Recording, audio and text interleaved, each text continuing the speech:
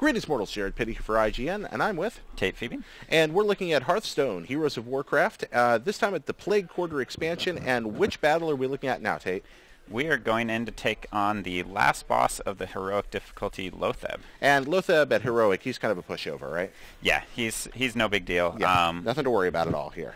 Just queue up and enjoy victory. Yeah, that's all there is to it. He certainly doesn't have 99 health, nor does he start the match with 2 minions already on the board. Nor does he have a zero cost ability that does 3 direct damage to you every turn. None of those things are true, right? Nope, none of those. Actually, Tate, I think we're misinforming our listeners. In fact, all of those things happen to be true. Yeah, 99 health, 2 minions on the board, and that zero ability up there deals 3 damage to you every turn. So obviously you've gone into this with a deck that's specifically prepared to deal with these problems. What can you tell us about it? Yeah, so because he does 3 damage every turn, one of the keys is to get a class with healing that'll help you sustain that damage over a period of time. Okay. And I just saw your archer pop down on the table there and right away sniped one of the 2 minions that were on the board. What was that? Can you go back and take a look at what just happened there? Yeah, one of his minions is a 0-1 spore. He starts with it. If you're able to kill it, you get +8 attack to all your creatures. So that's the mechanic we're trying to abuse in this deck. So there's a few cards that try to work around the taunt like Elven Archer to be able to take your small minions and turn him into something pretty threatening. Right, because he's going to keep generating spores with some of his abilities, side effects throughout this game. So we're building these larger creatures out of smaller ones. And tell us about this deck you built here. It's a budget deck? Yep, this is a priest deck that does not run any epics or legendaries. So the goal was to find a deck that gets you through this fight without too much investment in terms of dust. Okay, and how do you do that? What are we looking at in this deck specifically?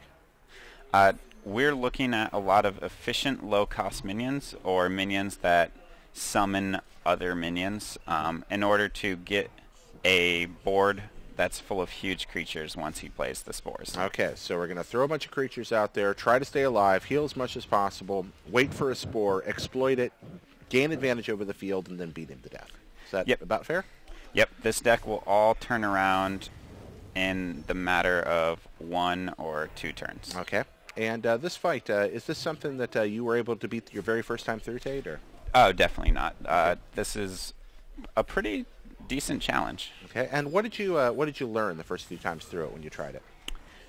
Yeah, the first few times I learned that I need a lot of efficient small minions. Okay.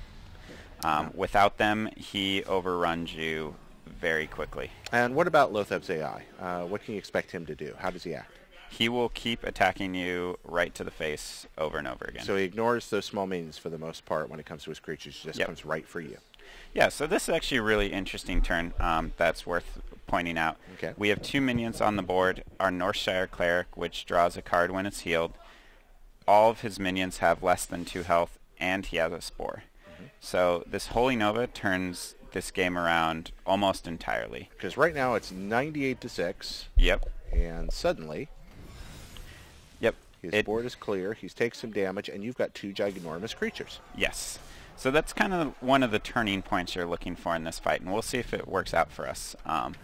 But there'll be times where you can quickly turn around the fight. Okay, and that's what you're hoping for here. Yep.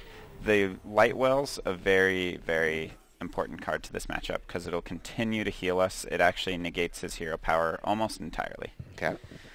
So what we're going to do now is try to, well, we want to heal every turn because of how much damage he puts out. And at this point, I believe we just want more minions and deal with this as efficiently as possible. So 2 Holy Smites keeps our board strong, allows us to continue to do the big damage.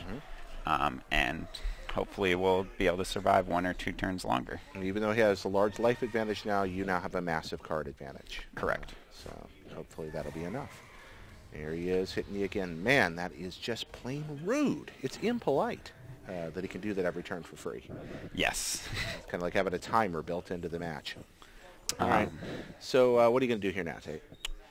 Yeah, I'm going to keep healing because we need the health. This taunt is actually going to be pretty important for us. Oh, this taunt. Okay. And I think we can... We're going to mitigate some of the damage that he can do by... Actually, we're going to use our healing well to kill this because we don't want him to have any minions on the board. Okay. And then we're going to keep attacking him, put out a Harvest Golem, and at this point, we're looking pretty good. Okay. What could go wrong here? What could go wrong is he could play a card called Poison Seeds. One of the new cards turns every card into a treant. If that were to happen, we would actually take a lot of damage. Okay, so this is something you don't want to see happen at all. Nope. All right. And actually, so Earthen Ring Farseer, it's another healing card.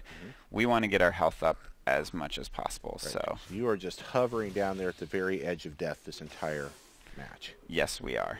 Right. So we want to take advantage of this heal, use our own heal, and we absolutely have to kill the Northshire Cleric. Just in case he can get rid of that taunt and finish us off. All right. And at this point, we're looking pretty strong. Yep. If we can survive one more turn, I think we'll do it. It's down to a quarter of his health. So will we survive one more turn? Depends on what he draws. And there's a Spore Burst, which does 1 damage to all minions. Ed puts a Spore on the table. He launches another one. This is incredible.